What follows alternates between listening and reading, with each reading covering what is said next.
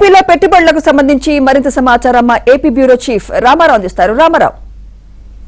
Sumitra, Davos లో వరుసగా రెండో రోజు AP CM Chandrababu Naidu, IT మంత్రి నారా లోకేష్ ఇరువురు కూడా పలువురు పారిశ్రామికవేత్తలతో భేటీ అవుతున్నారు.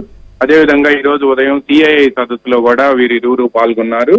ఇందులో అంతకు ముందు లక్ష్మీ మిట్టల్తో కూడా ఆయన జరిగిన భేటీలో కూడా అనకాపల్లిలో మిట్టల్ గ్రూప్ ఏర్పాటు చేసే స్టీల్ ఫ్యాక్టరీకి సంబంధించి కూడా వీరిరువురి మధ్య చర్చ జరిగింది. అదేవిధంగా గ్రీన్ హైడ్రోజన్ రంగంలో కూడా పెట్టుబడులు పెట్టాలి అని చెప్పి ఆయా కంపెనీల అధిపతులను ముఖ్యమంత్రి చంద్రబాబు నాయుడు కోరారు. ఆ తర్వాత వీరితో ఐటీ ఎలక్ట్రానిక్ మంత్రి లోకేష్ కూడా భేటీ అయ్యారు. వాతావరణ ఉష్ణోగ్రతలు అదుపు చేసేందుకు క్లీన్ ఎనర్జీ ఒకటే మా పరిష్కారం అని, భారత్ గ్రీన్ హైడ్రోజన్ రంగంలో 8 లక్షల కోట్లు పెట్టుబడులు పెట్టారు అని కూడా ఈ సందర్భంగా పేర్కొన్నారు. 2030 నాటికి 18 గిగావాట్ల రెన్యూవబుల్ ఎనర్జీ లక్ష్యంగా ఏపీ అడుగులు వేస్తుందని, ఏపీలో ప్రపంచంలో అతిపెద్ద రెన్యూవబుల్ ఎనర్జీ ప్రాజెక్టుకు సిద్ధంగా ఉంది అని చెప్పి కూడా ఈ సందర్భంగా లోకేష్ వివరించారు. ఇక ముఖ్యంగా ఈ రోజు సిఐఐ సదస్సులో కూడా ముఖ్యమంత్రి చంద్రబాబు నాయుడు మాట్లాడారు. ఆంధ్రప్రదేశ్ లో పరిశ్రమల ఏర్పాటుకున్న అవకాశాలను అందిపుచ్చుకోవాలి అని చెప్పి కూడా పారిశ్రామికవేత్తలను కోరారు.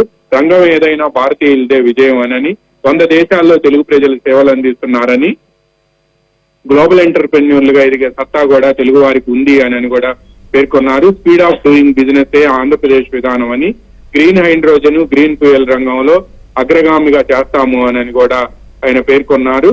ఆంధ్రప్రదేశ్ లో ఉండే అవకాశాలను, నూతన పారిశ్రామిక విధానాన్ని కూడా అందిపుచ్చుకోవాలి అని చెప్పి కూడా విజ్ఞప్తి చేశారు. అదేవిధంగా వివిధ కంపెనీల అధిపతులతో కూడా వరుసగా చంద్రబాబు నాయుడు భేటీ అవుతున్నారు.